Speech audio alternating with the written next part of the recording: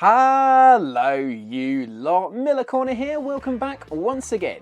I'm in the garage, I'm wearing my tatty clothes, I haven't done my hair, I've got a cup of tea, the bike's in bits, and you know what that means? We are back working on the ER5. Last time we painted the wheels from that horrible, hideous grey to a rather nice gloss black and got some new tyres on to replace the crappy and dangerously cracked old ones. Today, another aspect of the bike which was rather dangerously unsafe.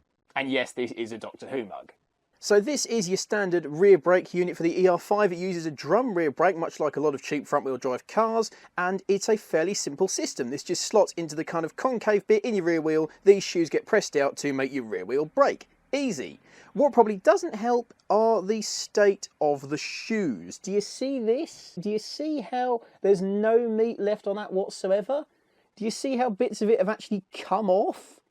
Yeah, that's probably not too safe, I wouldn't have said. And this massive pile of brake dust here actually fell out of the rear drum assembly when we took the rear wheel off. Yep, this was all sitting in there and ably shows how crappy and worn out those rear brake shoes are.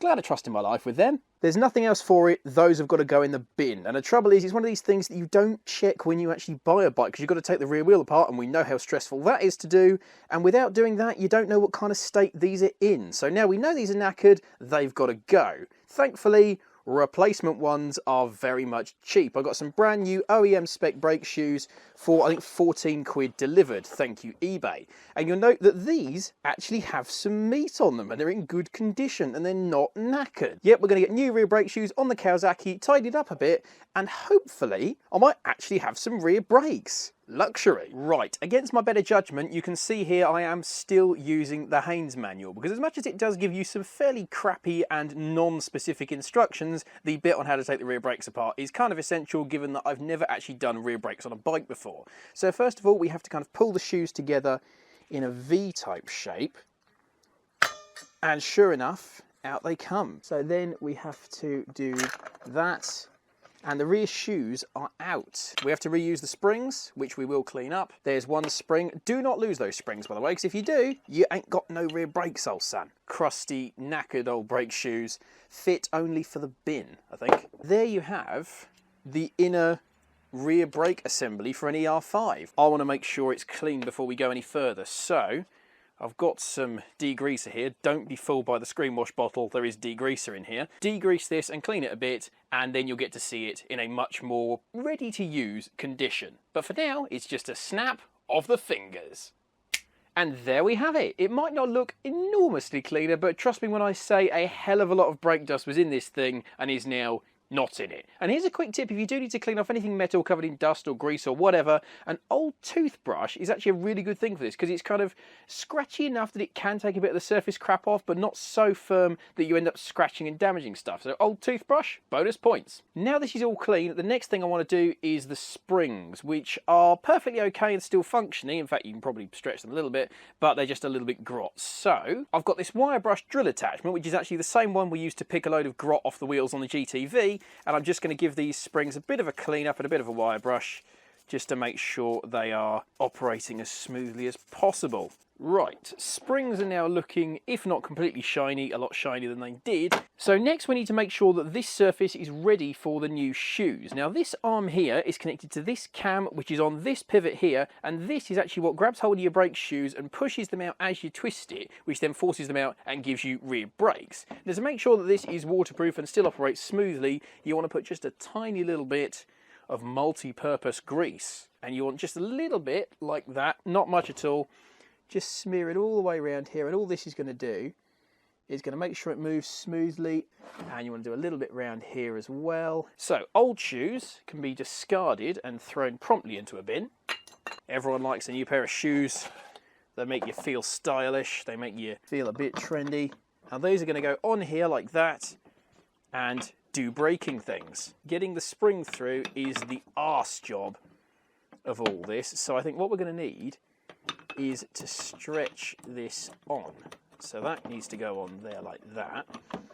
Fighting this spring is a bit of a job. One good thing about the ER5 brakes, by the way, I don't know if all rear drums are like this, so I can only speak for the Kawasaki, is you can't get these shoes on wrong. So you've got a curved bit up here to go on the circular pivot here, and these ones are square on the end to go against the flat edges of this arm pivot. So they can only go on one way. Yes, okay, that's on. Okay, that's one side on, and as you can see, that's locked in and that's tighter than my wallet.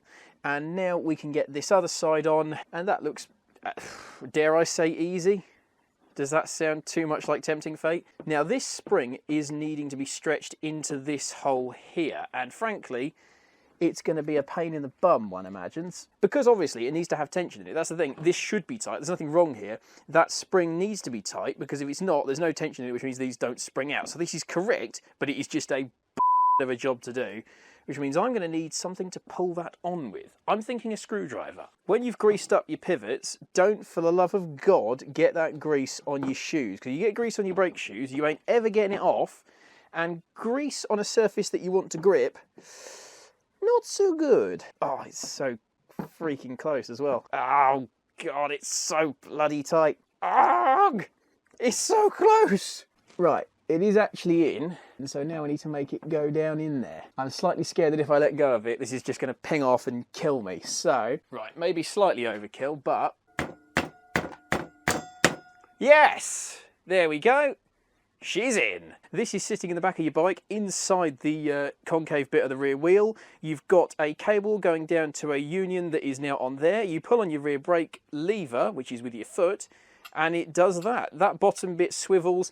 It pushes out against the bottom bit of the rear shoes, and because they're all connected on springs, the whole shoe then pushes out against the inside of the drum, and rear braking occurs. And now I've actually got some shoes with some meat on them that aren't crumbling to pieces and older than time itself. The rear brakes will actually work. Winner! After scuffing up the inside of the rear wheel with Scotch-Brite to make the cleanest surface possible for the new shoes, it's time to tidy up the bike itself. What you're looking at there is the back of the rear swinging arm. It's the bit where the whole rear wheel and brake and chain assembly all bolts onto. Because it's the lowest point of the bike and a load of mud and dirt and crap gets thrown up in here, it's very easy for this to get disgustingly dirty, as you can probably see has indeed happened to mine. So because I want the longevity of this bike assured, and I don't want any crap around here rotting out my rear swinging arm, because if it does, that's basically a write-off for the bike and you need most of the frame to be replaced. I want this all cleaned up so we can see if there's any surface rust just starting that we can paint over and get sorted so it's secure. I've got some more degreaser in this lovely fabric freshener bottle, thanks mum, and I'm going to just be wiping it all over here and then scrubbing it off. And when you have degreased the swinging arm, you can get more of an idea of how clean it actually is and what kind of state it's in, because a lot of the time you'll be looking at something and what looks like surface corrosion, like it did look like around one of the rear shock mounts here, turned out to just be a bit of dirt. So it's well worth doing this, because more often than not, you'll get a pleasant surprise. Now, you've seen me degrease a bit of the bike already. You've seen the swinging arm get a bit cleaned up. You can gather that's what I'm going to do for the rest of the bike. If you couldn't, you probably need to pay more attention. And I'm going to cut now to when this is all clean and we can see what state the bike is in. Having cleaned enough to reveal some light surface rust, it gets wire brushed back and then treated with rust converter until it turns black. Then it gets sanded right down to bare metal before nearby areas are covered up and some primer is sprayed onto the restored metal to protect it for the future. And that is where we're going to leave it for this episode. It's a different day, obviously, and last night while I was working on and painting that swinging arm, I had an epiphany.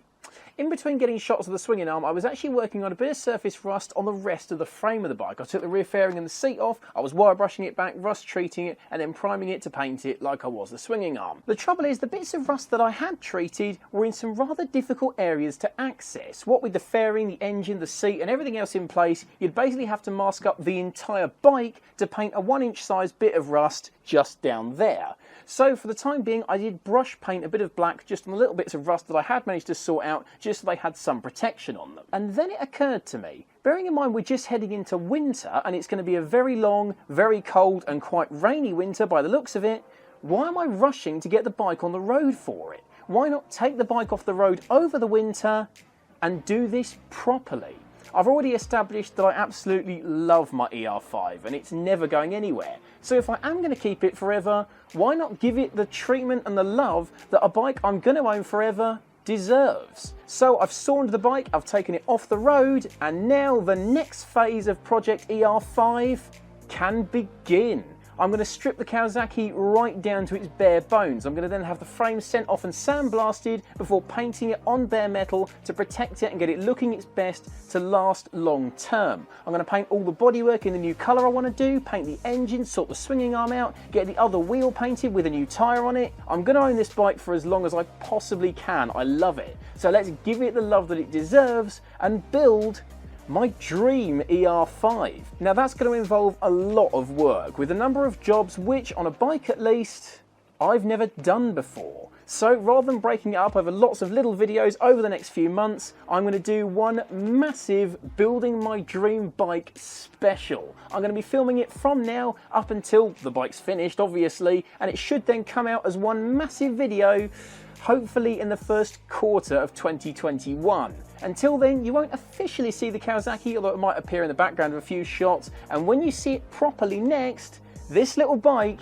is going to be transformed. I've wanted to do this for months and finally we're getting to it. I'm building my dream bike. That's all to come though, but for now, thanks very much for watching everybody and have a brilliant rest of your day. Catch you soon and have a good one.